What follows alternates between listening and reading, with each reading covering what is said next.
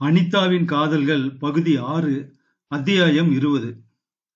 ஆம்புலன்ஸில் ஏற்றிக்கொண்டிருந்த அம்மாவை அனிதா அருகில் சென்று பார்த்தாள். கமலத்தின் காலில் கைக்குட்டை கட்டி ரத்தமாக இருந்தது. பக்கத்தில் வேலைக்காரன் அசட்டுத்தனமாக நின்று கொண்டிருக்க, என்னமாச்சு என்றாள் அனிதா. நாய் கடிச்சிருத்துமா? ஏன்பா நாயை கட்டி வைக்க கூடாதோ? வேலைக்காரன் அண்ணாமலையிடம் விசாரித்தாள் அனிதா. கடிக்கவே கடிக்காதுங்க, புது மனுஷங்கன்னு பயந்துருச்சு. ஜிம்மி, ஏன் அம்மாவை கடிச்ச? அண்ணாமலை அதட்ட ஜிம்மி வாளை ஆட்டி சந்தோஷத்தை தெரிவித்தது.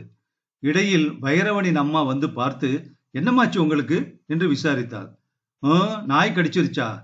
அடடா, பல்லு பட்டுருச்சா? ஆனா பயப்படாதீங்க, உடனே ஃபர்ஸ்ட் எய்டு பேண்டேஜ் கொடுத்து வாட்டரைஸ் பண்ணிடுவாங்க. இன்ஜெக்ஷன் எதுவும் தேவையில்லை. வீட்டு நாய் அது, கடிக்காது. அருகே இருந்த குற்றவாளி நாய் அவளை கண்டதும் வாளை வேகமாக ஆட்ட வைரவன் அம்மா அதன் வாயில் தன் புஜத்தை கொடுத்து கவ்வ வைத்தாள். பாத்தீங்களா, கடிக்கவே கடிக்காது. ரேபிஸ் இன்ஜெக்ஷன் எல்லாம் போட்டாச்சு, பாதுகாப்பாத்தான் இருக்கு. அண்ணாமலை, யார் நாயை அவுத்து விட்டது கேட்டாள் வைரவனின் அம்மா. தேவராஜுங்க, அவனை உடனே என்ன வந்து பார்க்க சொல்லு. கமலம் வண்டியிலே ஏறிக்கொண்டிருக்கிற போது மகாதேவன், என்ன வலிக்கிறதோ ரொம்ப என்று விசாரித்தார். அனிதா, என்னம்மா ரொம்ப வலிக்கிறதா என்றாள். ஏமா அனிதா, உன் புருஷன்கிட்ட சொல்லி வேத்து மனுஷா வந்தா நாயை கட்டி போட்டு வைக்க சொல்லு. இனிமே நான் அந்த வீட்டு பக்கம் வரமாட்டேமா, சகனமே சரியில்லை என்றாள் கமலம். ஏமா அப்படி சொல்ற என்ற அனிதாவின் கண்களில் நீர் நிரம்பியது.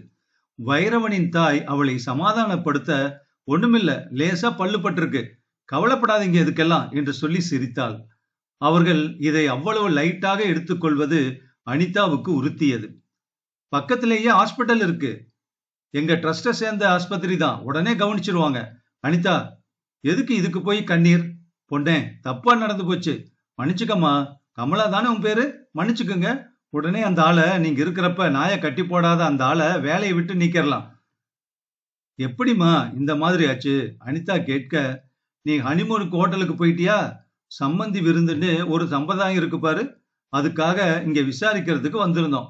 அவ இங்க ஒரு வாரம் தங்கிடுங்கோ, அவுட் ஹவுஸ் காலியாத்தானே இருக்குன்னு வருந்தி வருந்தி சொன்னாலேன்னு ஒரு நாள் இருக்கலாம்னு தோணித்து.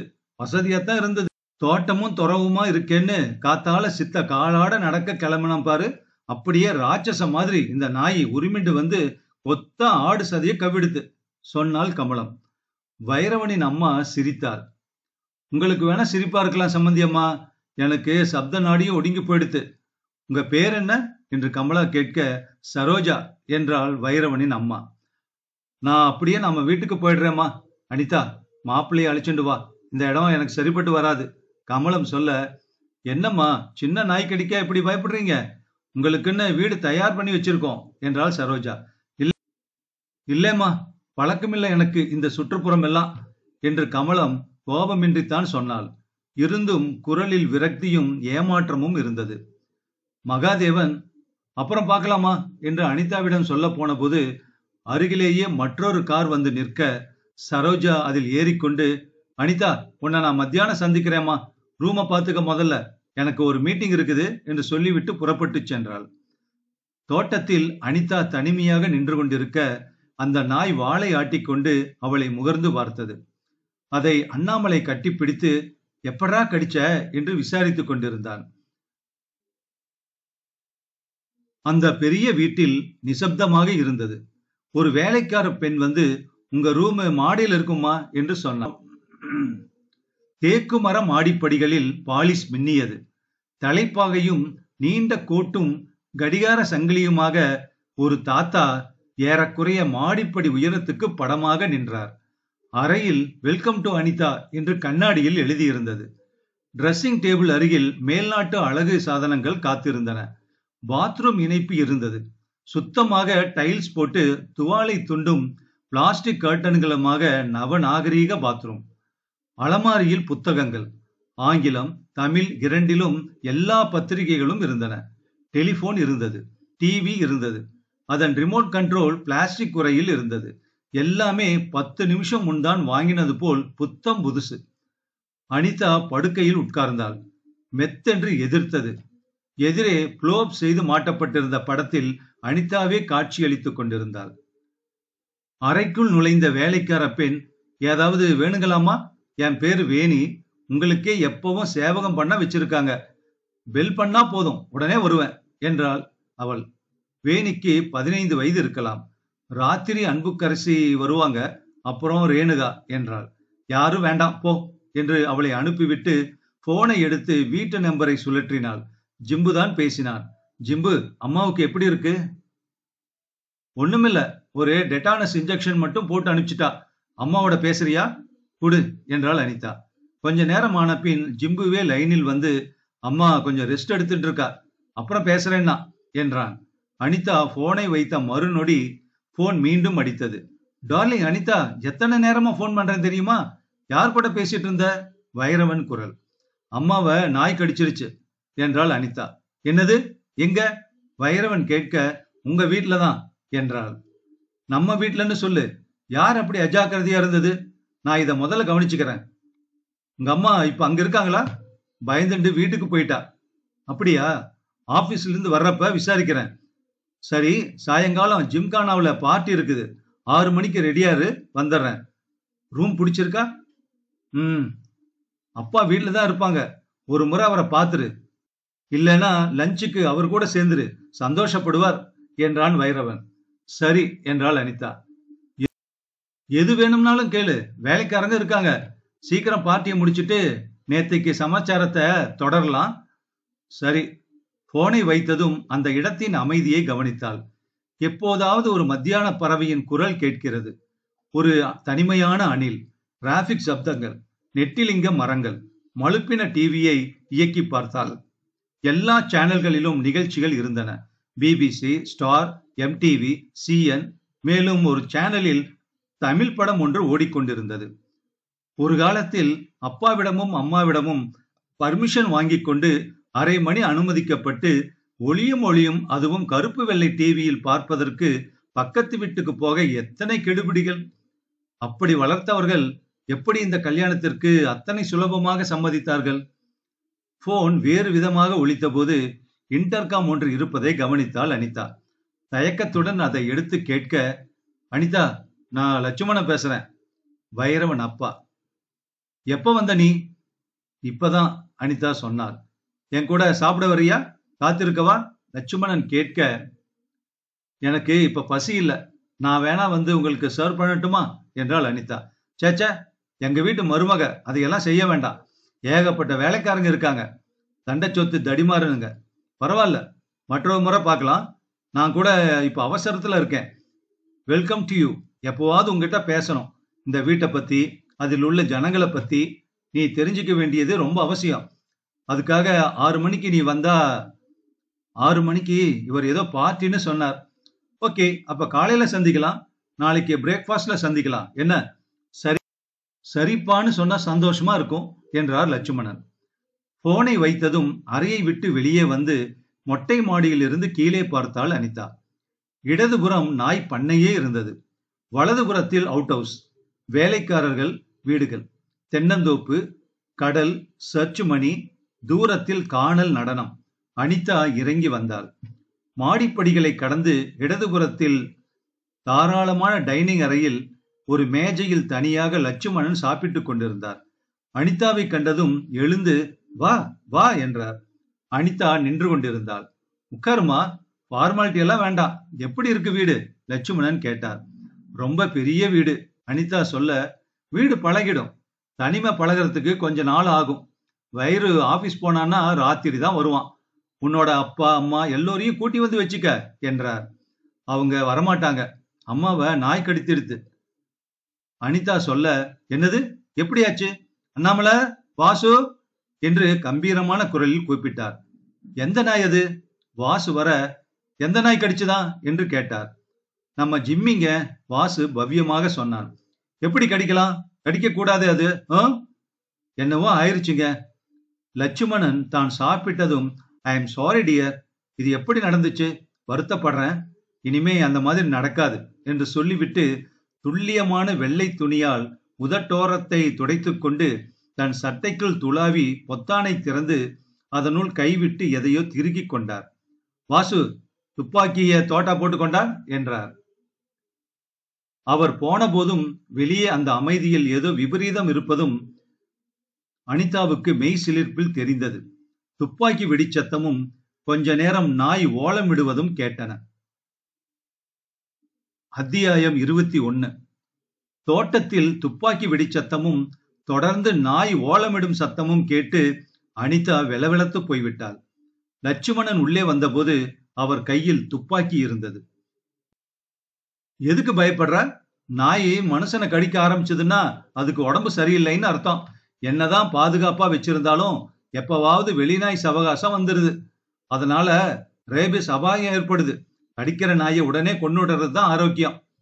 மாடிப்படியில் தடதடவென்று அபி ஜிம்மி ஜிம்மி என்று அலறிக்கொண்டு இறங்கி வந்தாள். கிராண்ட்பா, எதுக்காக ஜிம்மியை கொன்னீங்க என்று அவர் மார்பில் குத்தினார். பாரு அபி, அதுக்கு பைத்தியம் பிடிச்சிருச்சு என்றார் லட்சுமணன். அபிக்கு பின்னால் வேலைக்கார பெண் அபிமா அபிமா என்று ஓட வெளியே அபி விசித்து விசித்து அழும் சத்தம் கேட்டது. சரியா போயிடும் என்ற லட்சுமணன் அறைக்கு செல்லும் முன் கென்னல் கிளப்புக்கு போன் போட்டு இதே போல இன்னொரு அல்சேஷன் குட்டி வாங்கி வந்துரு சோமு என்றார்.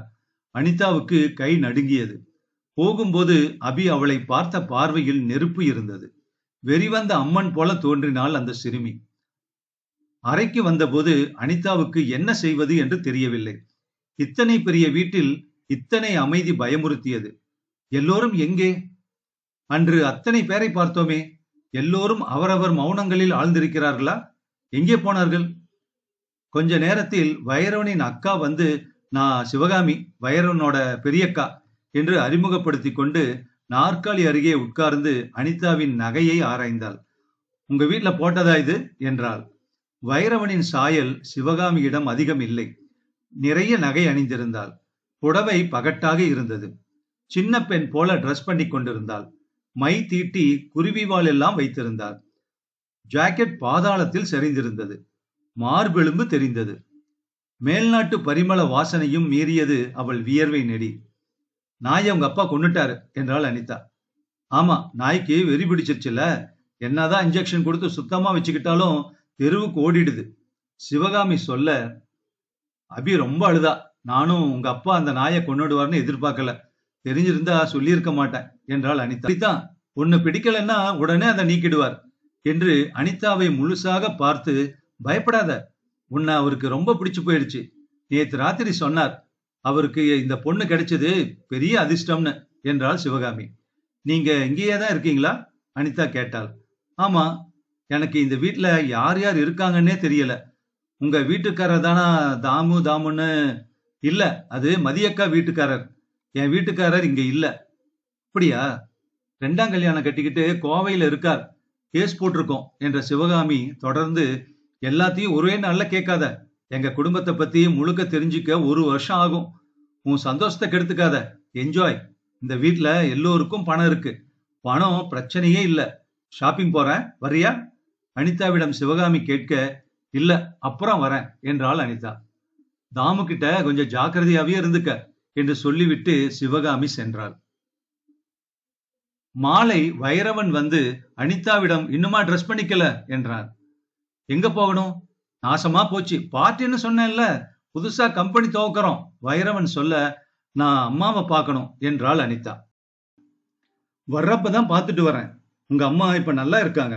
நீட்டா காட்டரைஸ் பண்ணிட்டு பிளாஸ்டர் ஒட்டி இன்ஜெக்ஷன் போட்டாச்சு. 2 நாள்ல சரியா போயிடும். வா, பளிச்சுன்னு ஏதாவது மாடர்ன் ட்ரெஸ் பண்ணிக்கிட்டு வா. மது அன்னைக்கு போட்டுக்கிட்டு வந்தாலே, அது என்ன காக்கராவா தாக்கராவா, அது போல ஏதாவது போட்டுக்கிட்டு வா, இல்லைன்னா கிளப்ல உன்னை விடமாட்டாங்க என்ற வைரவன் அனிதாவின் முகம் மாறுவதை கவனித்து, சும்மா விளையாட்டுக்கு சொன்ன, கிளப்பே அப்பாவோடது தான். நீ வெள்ளை புடவையில போனா கூட உள்ள விடுவாங்க, கவலைப்படாத. உங்ககிட்ட தமாசாவே பேச முடியாது போல இருக்க. போன் ஒர்க் பண்ணுதா? தட்கால் முறையில அவசர கனெக்ஷனுக்கு 30,000 கொடுத்து உனக்குன்னு நம்பர் வாங்கி வச்சிருக்கேன். இங்க ஒரு ஃபேக்ஸ் மிஷின் வச்சிடறேன். தினப்படி உனக்கு ஆபீஸ்ல இருந்து நான் லெட்டர் எழுத. உங்க அப்பா அந்த நாயை சுட்டுட்டார் என்றாள் அனிதா. ஆமா, கேள்விப்பட்டேன். சில வேலைங்கள்ல இந்த மாதிரி கிறுக்குத்தனமா ஏதாவது செய்யும். வயசாயிடுச்சுல்ல, அதான். அம்மா வந்தப்புறம் இருக்கு. பயப்படாத, உன்னை ஒன்னும் செஞ்சிட மாட்டாரு. வைரவன் பேசிக்கொண்டே கடிதங்களை படித்துக் கொண்டிருந்தான். ஆபீஸுக்கு ஒரு முறை கூட்டிட்டு போறேன் என்றான் வைரவன். நான் வந்திருக்கேன் மது கூட, அனிதா சொன்னாள். அது ராமகிருஷ்ணன் சாலை பிரான்ச். ஹெட் ஆபீஸ் சோலா பக்கத்துல இருக்கு. அங்கதான் அப்பா வந்து உட்காருவாரு. நம்ம கிட்ட எத்தனை கம்பெனி இருக்கு தெரியுமா? 18. இன்னைக்கு புதுசா ஒண்ணு அறிவிக்க போறோம். பேர் என்னன்னு தெரியுமா? அனிதா தெரியாது என்பது போல தலையாட்டினாள். அனிதா சிந்தட்டிக்ஸ்னு உன் பேர்ல முதல் 1,00,000 கன்வெர்டபிள் டிபெஞ்சர்ஸ் இஷ்யூ பண்ணி ஷேர் வெளியிட போறோம். எல்லாம் தங்கம் மாதிரி. ஜப்பான்காரனோட கொலாபரேஷன் அறிவிச்ச 1 மணி நேரத்துல ஓவர் சப்ஸ்கிரைப் ஆகிரும். நீங்க சொல்றது எதுவுமே எனக்கு புரியல என்றாள் அனிதா. புரியாட்டி ஒன்னும் ப்ராப்ளம் இல்ல என்றபடி முதுகில் முத்தமிட்டான். அனிதா, அதிக நேரம் இல்ல, சின்னதா ஒரு செஷன் போடலாமா என்றான் கண்களில் குறும்புடன். புரியல என்றாள் அனிதா. அப்படியே அனிதாவின் இடுப்பை அணைத்து படுக்கையில் வீழ்த்தினான். அவள் முகத்தில் முகத்தை அழுத்தி முத்தமிட்ட போது உதட்டுக்குள் ரத்தம் கசியும் அளவுக்கு அத்தனை வேகம் இருந்தது. தாடி குத்துறது. ஓ, இன்னைக்கு ஷேவ் பண்ணிக்கலையா என்று எழுந்தான். அனிதா தன் கலைந்த உடைகளை சரி செய்து கொண்டாள். நீ என் அம்மாவை சந்திக்கல இன்னும் என்றான் வைரவன். பார்த்தேனே காலையில. சரோஜம்மா எனக்கு சித்தி. அப்பா 2ஆம் கல்யாணம் பண்ணிக்கிட்டாரு. என் அம்மா இறந்துட்டாங்க. போட்டோ காட்டுறேன், கொஞ்சம் அதிர்ச்சியா இருக்கும் என்றபடி அறையை ஒட்டியிருந்த மற்றொரு அறைக்கு அனிதாவை அழைத்துச் சென்றான். கீழே வினைல் பரவி இரும்பு பீரோக்கள் வரிசையாக வைத்திருந்த அந்த அறையில் மாலை போட்டு ஒரு படம் வைக்கப்பட்டிருந்தது. படத்தை எடுத்து தூசி தட்டி ஜன்னலை திறந்து வெளிச்சத்தில் அதை காட்டினான். பார்த்த முகமா தெரியுது இல்லையா? இதுதான் எங்க அம்மா என்றான் வைரவன். அனிதா அப்படியா என்றாள். சரியா பாரு, யார் மாதிரி இருக்கு? தெரியலையே என்றாள் அனிதா. வந்து உன் முகம். அனிதா, உனக்கு தெரியலையா? என்ன ஒரு சிமிலாரிட்டி! அதிசயமா ஒரு பொது ஒற்றுமை. அதே தாட, கண்ணம், கண்ணு. கிளப்பில் வைரவனை பலர் சூழ்ந்து கொள்ள அவள் தனியாக நின்று கொண்டிருந்த போது, ஐ எம் தாமு, என்ன அந்த கூட்டத்துல பார்த்திருப்பியே, ஞாபகம் இருக்கா? நான் மதியக்காவோட ஹஸ்பண்ட் என்று தன்னை அறிமுகம் செய்து கொண்டான் தாமு. என்றாள் அனிதா. யாரு? சிவகாமி அக்கா என்றாள். எதுவும் சிலாக்கியமா சொல்லியிருக்க மாட்டாளே. தாமு கிட்ட ஜாக்கிரதையா இருன்னு தானே சொல்லியிருப்பா. நம்ம வீட்டை பத்தி என்ன நினைக்கிற? எதுவும் புரியல. மூலவர் பேசிட்டாரா? தாமு கேட்க, மூலவர்னா? அனிதா கேட்டாள். அதான் லட்சுமணன். இவரு மூலவரு, வைரவன் உற்சவரு. மற்ற எல்லோருமே இந்த குடும்பத்துல குட்டி தெய்வங்க. மூலவர் காலையில நாயை சுட்டுட்டாரமே, நல்ல வேலை கோபத்துல அண்ணாமலையை சுடாம இருந்தாரே. ஏதாவது சாப்பிடுறியா? ஜின்னு இப்படி ஏதாவது என்றான். வேண்டாம் என்றாள் அனிதா. வைரவன் தூரத்தில் தீவிரமாக பேசிக் கொண்டிருக்கும் போது அனிதாவை நோக்கி கையை காட்டினான். அவர்கள் இருவரும் அருகில் வர, என்ன தாமு மாமா, என் பொண்டாடி கிட்ட என்ன உபதேசம் என்றான். ஜின் சாப்பிட மாட்டாளாம். சாப்பிடும் சாப்பிடும், இப்பதானே நம்ம கூட சேர்ந்திருக்குது. அனிதா, இது நவீன். நம்ம டிராவல்ஸ் பிளான் எல்லாம் இவன் தான் பாத்துக்கிறான். காமன்வெல்த் விசால ஏதோ கோளாறு போல இருக்கு. அதுக்காக நம்ம ஹனிமூன் ட்ரிப்பை 1 வாரத்துக்கு தள்ளி போட வேண்டி இருக்கு. அதோட நம்ம கம்பெனிக்கு டெலிகேஷன் வருது கொரியால இருந்து. மெம்ஸ்னு ஒரு நவீனமான ஃபேக்டரி வாங்குறோம் இல்ல உன் பேர்ல என்றான் வைரவன். அனிதா அந்த பாஷையின் பல வார்த்தை பிரயோகங்கள் புரியாமல் மையமாக புன்னகைத்துக் கொண்டிருந்தாள். பல பேர் வந்து போக அவளை தயக்கமில்லாமல் கை குலுக்க கை சோர்ந்து வலிக்க ஆரம்பித்தது. உன் ஒய்ஃபோட கை ரொம்ப மென்மையா இருக்குது, மத்ததெல்லாம் அப்படித்தானா என்று ஒருவர் போதையில் வைரவனை கேட்க, வைரவன் சிரிப்பால் சமாளித்துக் கொண்டே அனிதாவை பார்த்தான்.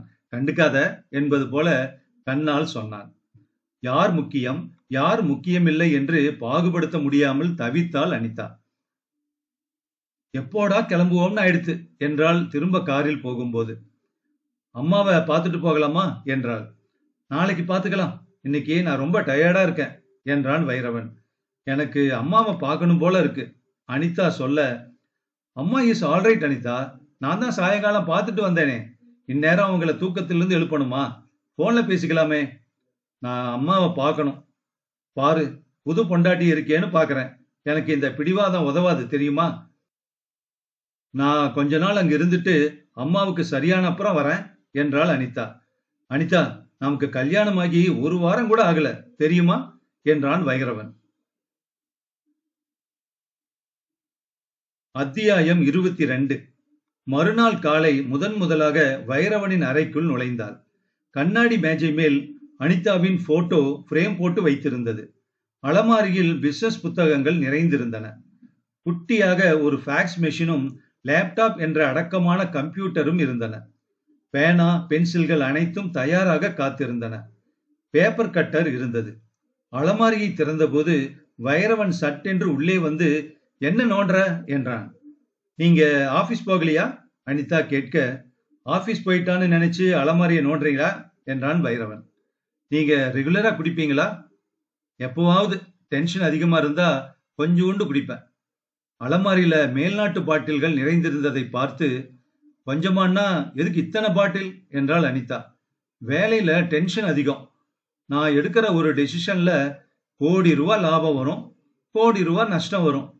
அதனால சில வேலைகள்ல ரிலாக்ஸ் பண்றதுக்காக ஒரே ஒரு ஸ்மால் அடிச்சுட்டு சௌராஷ்யா, குலாம் அலி கேசட் எல்லாம் போட்டு கொஞ்சம் கேட்பேன். என்ன நீ இத்தனை விசாரிக்க ஆரம்பிச்சுட்ட இத்தனை சீக்கிரமா? வேற என்ன பழக்கம் இருக்கு உங்ககிட்ட? வேற என்னன்னா, ஆபீஸ்ல சிகரெட் பத்த வைப்பேன். மேலாக இன்ஹேல் பண்ண மாட்டேன். வீட்டுல குடிச்சா அண்ணாச்சிக்கு பிடிக்காது. அது எதுவும் தீவிரமா பழக்கம் இல்ல. நேரா என்ன பார்த்து சொல்லுங்க. வேற ஏதாவது? வேற ஏதாவதுன்னா என்ன நேரா பார்த்து சொல்லுங்க. கல்யாணத்துக்கு முன்னாடி பெண்கள் சகவாசம் இருந்திருக்கான்னு? அவன் முகம் சற்று இறுகியது. இப்ப அது தெரியறதுனால எப்படி நம்ம லைஃப் மாற போறது சொல்லு. இல்ல, தெரிஞ்சு வச்சுக்கலாம்னு தான். சொல்லிடட்டுமா? சொல்லிடட்டுமா? சொல்லுங்க. இல்லை என்றான் புன்னகையுடன். எத்தனையோ வெளிநாட்டுக்கு போறப்ப ஷோவெல்லாம் பார்த்திருக்கேன். ஃப்ளோர் ஷோ எல்லாம் போயிருக்கேன். லைவ் செக்ஸ் பார்த்திருக்கேன். எல்லாம் பார்த்ததோட சரி. ஆனா என்னை பொறுத்த வரையில எல்லாம் சினிமா படம் பார்க்குற மாதிரி தான். நண்பர்கள்லாம் கூட்டிட்டு போவாங்க. அதோட வெட்டிடுவேன். காரணம் என்ன தெரியுமா? அவளை நேராக பார்த்து சொன்னான். பயம். அவன் சிகரெட் பற்ற வைத்துக் கொண்டான். ஜன்னலை திறந்து, வீட்டில் சிகரெட் குடிக்க மாட்டேன்னு சொன்னீங்க என்றாள் அனிதா. அண்ணாச்சி கொடைக்கானல் போயிருக்காரு, அம்மா கூட. கையால் புகையை விரட்டி கொண்டு 1/4 இன்ச்சுக்கு மேல் புகைக்காமல் அணைத்து விட்டான். அனிதா, நாம புதுசா வாழ்க்கைய துவங்குறதுனால நமக்குள்ள எதுவும் பாசாங்கு வேண்டாம், பொய் வேண்டாம்னு தான் இதெல்லாம் சொல்லிடுறேன். அதை எடுத்துக்கிறதுக்கு உனக்கு உண்டான பக்குவம் வேணும். நான் இருக்கிறது பணம் பண்ற பிசினஸ்ல. அதில் இருக்கிற முரண்பாடுகள், சிக்கல்கள் எல்லாத்துக்கும் விளையாத்தான் இந்த பழக்கங்கள். ஆளுகால் இத்தனை வச்சிருக்கேனே, எப்பவாவது தான் குடிப்பேன். பயப்படாத, இது பழக்கமாயிடாது. என்ன சொல்ற? எனக்கு இதெல்லாம் நினைச்சு கூட பார்க்க முடியல. எங்க வீட்டுல ரேடியோல சினிமா பாட்டு கேட்டாலே திட்டுவாங்க. அப்படி ஒன்னும் உங்க வீட்டுல கல்யாணத்துக்கு அப்செக்ட் பண்ணலையே. அதான் எல்லோரையும் விலைக்கு வாங்கிட்டீங்க. அப்படியெல்லாம் சொல்லாதே அனிதா. உன் நல்லதுக்கு தான் சம்மதிச்சிருக்காரு உங்க அப்பா. அவருக்கு தாராள மனசு, நல்ல மனசு. கொஞ்ச நாள் நான் அம்மாவோட இருந்துட்டு வரேன். மறுபடியும் ஆரம்பிச்சிட்டியா நீ? இங்க ரொம்ப லோன்லியா இருக்கு. உன் ஃப்ரெண்டு மதுவை நீ கூட்டி வச்சுக்க. நான் போகணும். பாரு, அவன் அருகில் வந்தான். உனக்கு பிடிவாதம்னா எனக்கும் பிடிவாதம் உண்டு. நீ இங்கதான் இருக்கணும். இதுதான் உன் வீடு இனிமே. ஒரு ஐடியா, உங்க அப்பா அம்மாவை கூப்பிடு. கொடைக்கானல்ல எங்க பங்களா இருக்குது. சாரி, நம்ம பங்களா. ஒரு வாரம் போயிட்டு வாங்க. மேல்நாட்டு போறதுதான் போஸ்ட்போன் ஆயிடுச்சே என்றான் வைரவன். கேட்டு பாக்குறேன். அவங்க வருவாங்களான்னு தெரியாது. கேட்கிற முறையில கேட்டா வருவாங்க. அவளை ஆயாசத்துடன் பார்த்தான். கார் ஒன்னும் அனுப்ப வேண்டாம். நம்ம வீட்டுல எத்தனை கார் இருக்கு தெரியுமா? மொத்தம் 18. அதுல எதை வேணா எடுத்துட்டு போலாம். போயிட்டு சாயங்காலத்துக்குள்ள வந்துரு. நாம ஆரம்பிச்ச பாடத்தை தொடர வேண்டாமா என்றான் வைரவன். அனிதாவுக்கு வெட்கமாகவும் அருவருப்பாகவும் இருந்தது. எப்பா, உங்களுக்கு வேற சப்ஜெக்டே கிடையாதா? இருக்கு, ஹவாலா மார்க்கெட் என்று அவளை அணைத்து கழுத்தில் முத்தம் கொடுக்கும் போது கை விஷமம் செய்தது. அவளை பின்புறத்தில் தட்டிவிட்டு அவன் புறப்பட்ட பின் அனிதா அந்த அறையை விட்டு வெளியே வந்து தோட்டத்துக்கு சென்றாள். பெயர் தெரியாத பறவைகளின் குரல்கள் கேட்டன. அவுட் ஹவுஸ் பக்கம் நடந்தாள். வேணி என்கிற பெண் துணி துவைத்துக் கொண்டிருந்தாள். கலர் கலராக புடவைகளும் ஸ்கர்ட்டுகளும் பரவியிருக்க காய்ந்த துணிகளை இஸ்திரி போடுவதற்கு ஒருவன் காத்திருந்தான். அவனுடன் சிரித்து பேசிக் கொண்டிருந்த வேணி அனிதாவை பார்த்ததும் பதற்றப்பட்டு, அம்மா, நீங்க இங்கெல்லாம் என்று திணறினாள். வரக்கூடாதா? இல்லைங்க, பெரிய ஐயா பார்த்தா கோவிச்சுப்பாரு. இது என்ன தர்ம சங்கடம்? நான் வீட்டு பின்பக்கம் வந்தா பெரிய ஐயா எதுக்கு கோவிச்சுக்கணும்? பெரியய்யா கொடைக்கானல் போயாச்சு என்றான் இஸ்திரி போடுபவன். அம்மா, என் பேரு துரைங்க. நேத்திக்கு அநியாயமா நாயை கொன்னுட்டாருங்க. நம்ம விசுவாசமுள்ள நாய்கது. நான் எதுவும் சொல்லலப்பா. எங்க அம்மா கால கடிச்சதுன்னு சொன்னேன், அவ்வளவுதான். என்னமோ போராத காலம். செயின அவுத்து விட்டிருந்தாங்க. பெரியம்மாவை பார்த்ததும் லேசா தாங்க, வெறுமனே கவ்விருச்சுங்க. கவ்வுல நல்லா பல்லு பட்டுடுச்சு என்றாள் வேணி அனிதாவின் கட்சியை எடுத்துக்கொண்டு. வேணி, உனக்கு எத்தனை சம்பளம்? சம்பளம்னு 300 ரூபாய் தராங்க. ஆனா வீடு கொடுத்துருக்காங்க. ஸ்கூலுக்கு போக உடுப்புங்க எல்லாமே நம்ம வீட்டுதுங்க. சின்ன பிள்ளையில இருந்து இது இங்கதாங்க இருக்குது, துரை சொன்னான். என்ன படிக்கிற? அனிதா கேட்க, 8. 2 முறை ஃபெயில் ஆயிட்டேங்க என்றாள் வேணி. எங்கங்க, சினிமா பாட்டு உசுருங்க இதுக்கு. படிப்பு எங்க வரும்? வேணி, உன் பாட புஸ்தகத்தை எல்லாம் எடுத்துட்டு வா. எப்பங்க என்றாள் அச்சத்துடன் ஆச்சரியத்துடன்.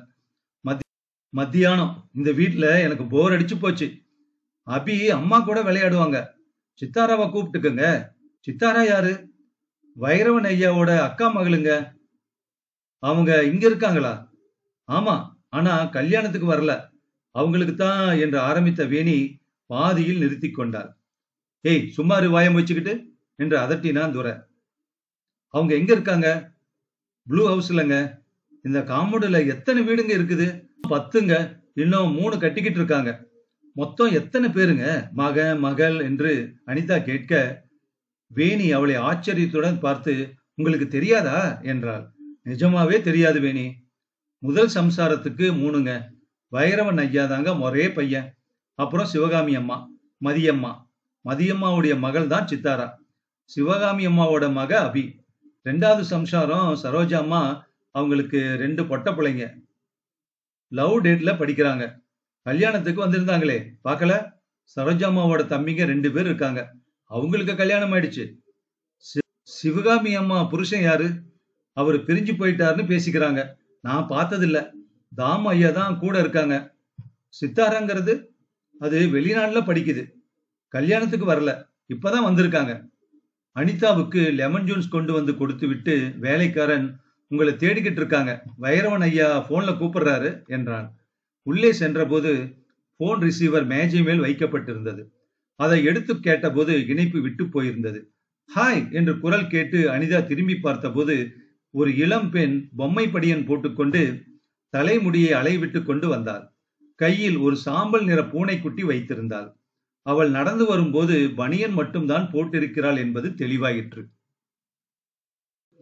ஐ am Sithara. You must be Anitha.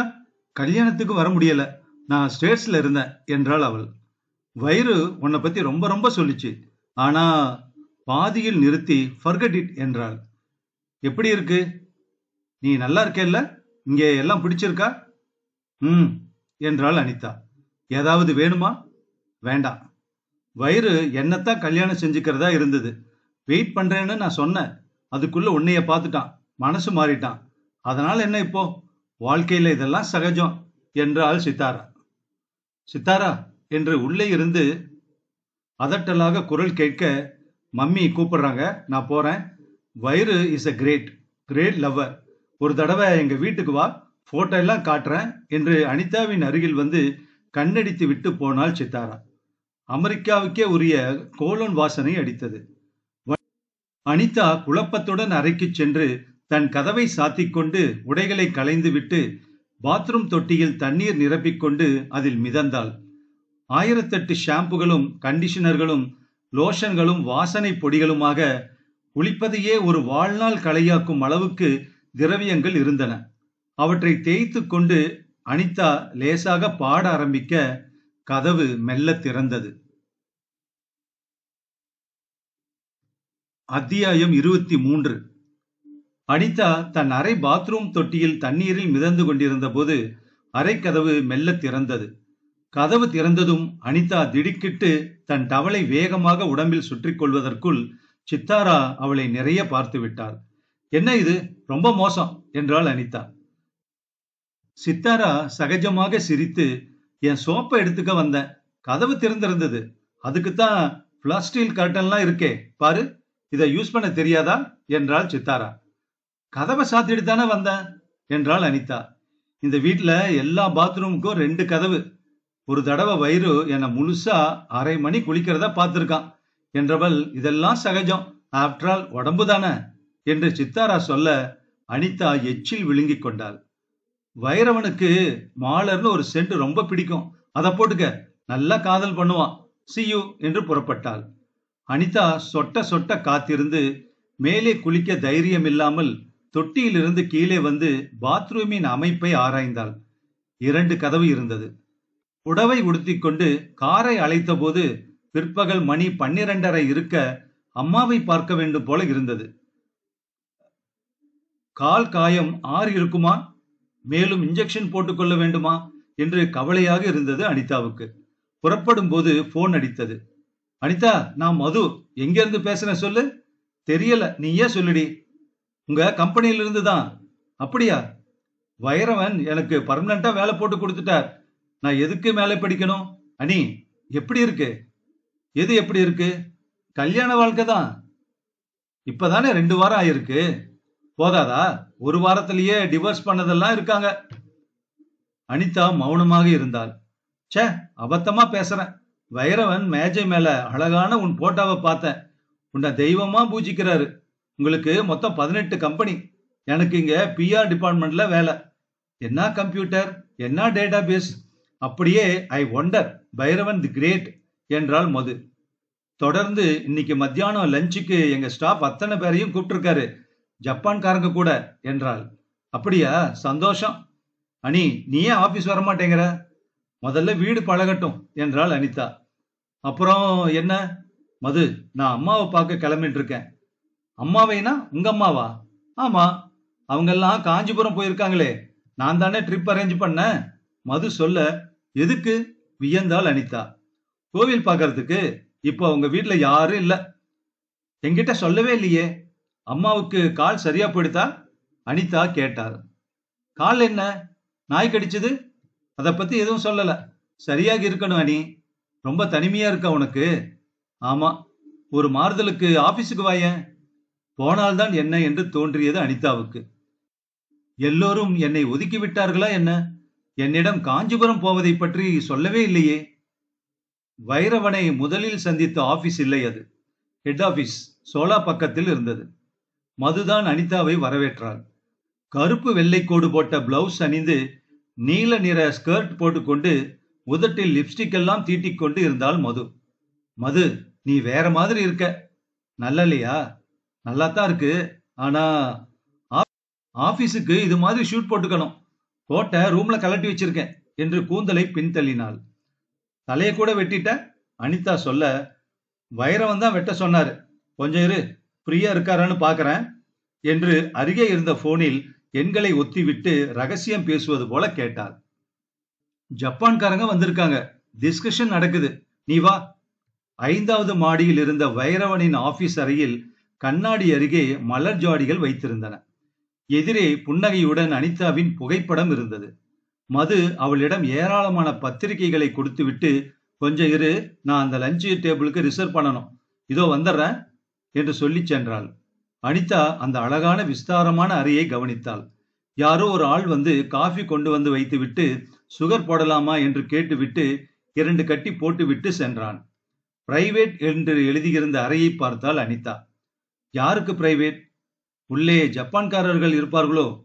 தயங்கினாள் Anitha. அவர்கள்தான் கான்ஃபரன்ஸில் இருக்கிறார்களே என்று மெல்ல அந்த கதவை திறந்து பார்த்தாள்.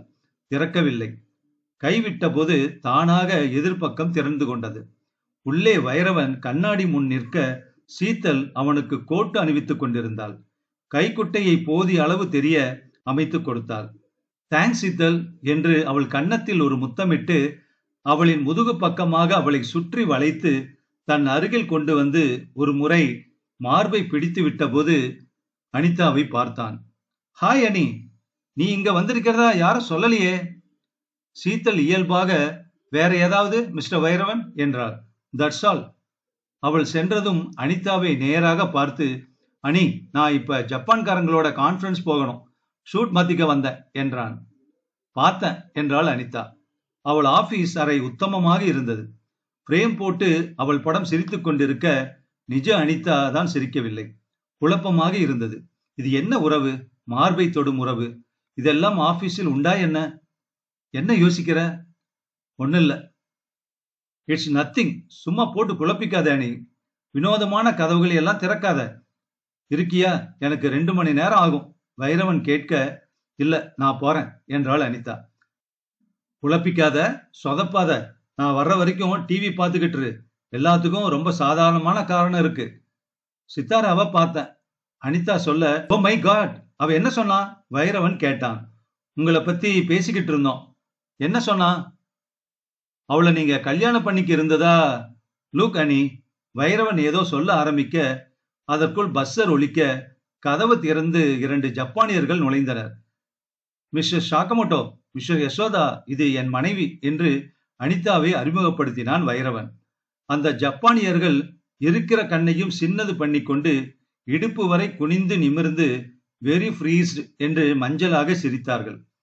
அப்புறம் பேசலாம் என்ன என்று அனிதாவிடம் சொல்லிவிட்டு அவர்களுடன் அடுத்த அறைக்கு சென்றான் வைரவன். அவன் கண்களில் கவலை தெரிந்தது. அனிதா வெளியே வந்தபோது சீத்தல் அறைக்குள் நோட்டு புத்தகத்துடன் நுழைந்து கொண்டிருந்தாள். அனிதாவை ஒன்றுமே நடக்கவில்லை போல சகஜமாக பார்த்து புன்னகைத்தாள். எங்கே போவது? வாசலில் வகைக்கு ஒன்றாக அனிதாவுக்கு கார்கள் காத்திருந்தன. சீருடையில் டிரைவர் அவளுக்காக கதவை திறந்து வைத்தான். பெருமூச்சு போல கார் கிளம்பி போலீஸ்காரரின் அருகில் நாம திருப்பத்துக்கு நிற்கும் போது டிரைவர் அவளிடம், சித்தாரா அம்மா இந்த கவர் உங்ககிட்ட கொடுக்க சொன்னாங்க. எங்க போகணுமா என்றான். எங்க வீட்டுல அவங்க எல்லாம் காஞ்சிபுரம் போயிருக்காங்க இல்லையா? ஆமாமா, காலையில போயிருக்காங்க. அங்க போங்க, அவங்க இந்நேரம் புறப்பட்டு இருப்பாங்க. காஞ்சிபுரம் போங்க என்றாள் அனிதா. சரிங்க, ஒரு நிமிஷம் என்று காரை சாலையோரத்தில் நிறுத்தினான். ஆபீஸ் போய் வெளியூர் டியூட்டிக்கு பர்மிஷன் கேட்டுட்டு வந்துடுறேங்க. கேட்டுக்கிட்டு வாங்க என்றாள் அனிதா. சித்தாரா கொடுத்திருந்த அந்த நீல நீல கவரை பிரித்தாள். அனிதாவுக்கு அன்புடன் என்று சித்தாரா அதில் எழுதியிருந்தாள். இவை இனி எனக்கு தேவையில்லை. கால் கடிதம் மடிக்கப்பட்டு அதன் இடையில் வண்ண வண்ண போட்டோக்கள். சித்தாராவும் வைரவனும் பல்வேறு போஸ்களில் பல்வேறு ஸ்தலங்களில், அவற்றில் சில வேறு அந்தரங்கமாகவே இருந்தன. என்ன இடம் என்று தெரியவில்லை. வெளிநாடாக இருக்கலாம், பெங்களூராக இருக்கலாம், கோவாவாகவும் இருக்கலாம். பீச்சாங்கரையில் சித்தாராவின் முதுகை வைரவன் தேய்த்து கொண்டிருந்ததும், அவளை இரு கைகளாலும் தூக்கி கொண்டு சமுத்திரத்தில் ஓடுவதும், you have married a great lover, best of luck என்று சித்தாரா எழுதியிருந்தார். சற்று நேரத்தில் கார் டிரைவர் திரும்பி வந்து, ஐயா சொன்னாருங்க, இப்ப போக வேண்டாம், மீட்டிங் முடிஞ்சு 2 மணில வந்துருவாராம். அவர் வர்றதா சொன்னாரு. இப்ப வீட்டுல காத்திருக்க முடியா சொன்னாங்க. டிரைவர் காஞ்சிபுரம் போங்க என்றாள் அனிதா. அம்மா, நான் போறதுல தயக்கம் இல்லம்மா. கார்ல பெட்ரோல் இருக்குது. 2 மணில போயிடலாம். ஆனா அனுமதி இல்லாம போனா என் வேலை போயிருமா. ஒரு நிமிஷம் கூட விட மாட்டாங்க. அண்ணாமலைக்கு ஆன கதி எனக்கும் ஆயிருமா என்றான் அவன். அனிதாவுக்கு இப்போது காரணம் இல்லாம கோபம் வந்தது. உங்ககிட்ட 10 ரூபா இருக்கா என்றாள். இருக்குமா. 50 ரூபாயே இருக்குமா. சற்றென்று அதை பிடுங்கிக் கொண்டு காரை திறந்தாள். எதிர் வந்த பஸ்ஸில் ஏறிக்கொண்டாள். அந்த பஸ் ராதாகிருஷ்ணன் சாலையில் சென்று பீச் பக்கம் இடதுபுறம் திரும்பியது. சட்டென்று இறங்கினாள். சில சிறுவர்கள் கிரிக்கெட் ஆடி கொண்டிருந்தார்கள். மெல்ல நடந்தாள். சற்று தூரத்தில் கார் அவளை பின்தொடர்ந்தது. நேராக ஐஸ் ஹவுஸ் வரை நடந்தாள். வினோதமான கதவுகள் எல்லாம் திறக்காத. தாகம் எடுத்தது. குளிர்பானங்கள் விற்று கொண்டிருந்த பெட்டி கடையில் சென்று ஒரு லைம் எடுத்து குடித்தாள். டிரைவர் கை கட்டி கொண்டு பேனட்டின் மேல் தொப்பியை வைத்து காத்திருந்தான். ஒரு ஆட்டோ ரிக்ஷாவை நிறுத்தி ஏறிக்கொண்டாள். எங்கம்மா போகணும்? பின்னால அந்த கார் வருது ஆட்டோக்காரரே, அதுல இருந்து தப்பிக்கணும்.